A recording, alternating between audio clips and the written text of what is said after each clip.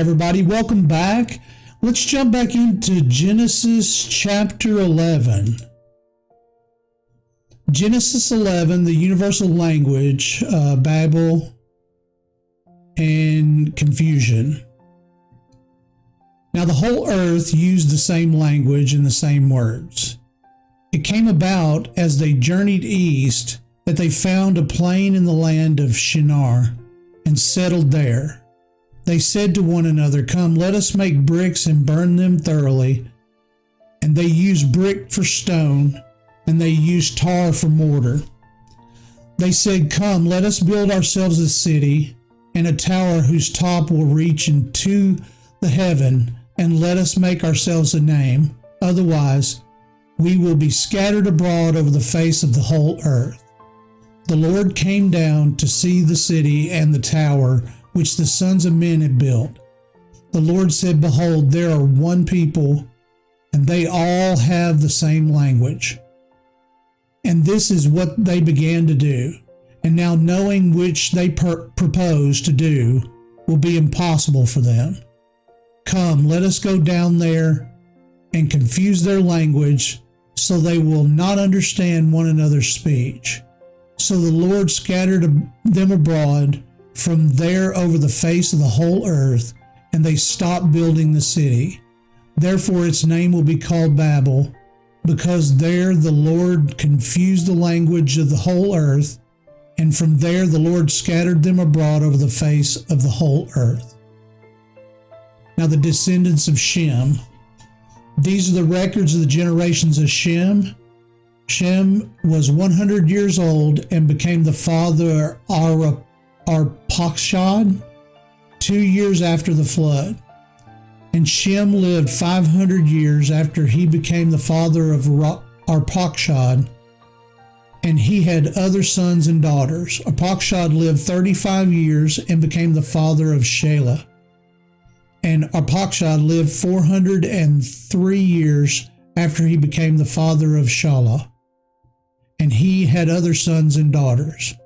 Shelah lived 30 years and became the father of Ebner. And Shelah lived 403 years after he became the father of Ebner, and he had other sons and daughters. Eber lived 34 years and became the father of Peleg. And Eber lived 430 years, and he became the father of Peleg, and he had other sons and daughters. Peleg lived 30 years and became the father of Ray. And Peleg lived 209 years after he became the father of Reu, and he had other sons and daughters. Reu lived 32 years and became the father of Shurug. And Reu lived 207 years after he became the father of Shurug, and he had other sons and daughters. Shurug lived 30 years and became the father of Noah. And Shurug lived 200 years and became the father of Noah, after becoming the father of Noah, and he had other sons and daughters. Noah lived 29 years and became the father of Terah. And Noah lived 119 years after he became the father of Terah, and he had other sons and daughters. Terah lived 70 years and became the father of Abram, Noah, and Haran. Now these are the records of the generations of Terah. Terah became the father of Abram. Nahor became the father Nahor and Haran became the father of Lot. Haran died in the presence of his father Terah in the land of his birth in Ur of the Chaldeans. Abram and Nahor took wives for themselves. The name of Abram's wife was Sarah, and the name of Nahor's wife was Milcah, the daughter of Haran, the father of Milcah, and Ishkah. Sarai was barren, she had no child. Terah took Abram his son, and Lot the son of Haran, his grandson, and Sarah his daughter-in-law, his son's Abram's wife, and they went out together from Ur of the Chaldeans, in order to enter the land of Canaan, and they went as far as Haran and settled there. The days of Terah were 205 years, and Terah died in Haran. So it's showing you, it's another part of what we have here where you see their journey from up to Haran, all the way down to Shem, to Bethel, and then to Zon. So I love these maps, so you get an idea of the trek and the amount of time it must have taken, because they are walking or they're riding anything, not like flying and driving like we do. These periods took time. And that concludes Genesis 11. Okay, let's go inside the text. In looking at here, we get into when we get into chapter 11, we've got another long lineage that we have at the end of the chapter. But there's one thing I wanted to point out in the very beginning. Let's see, it's in verse 7. Come, let us go down and there confuse their language so that they will not understand another speech.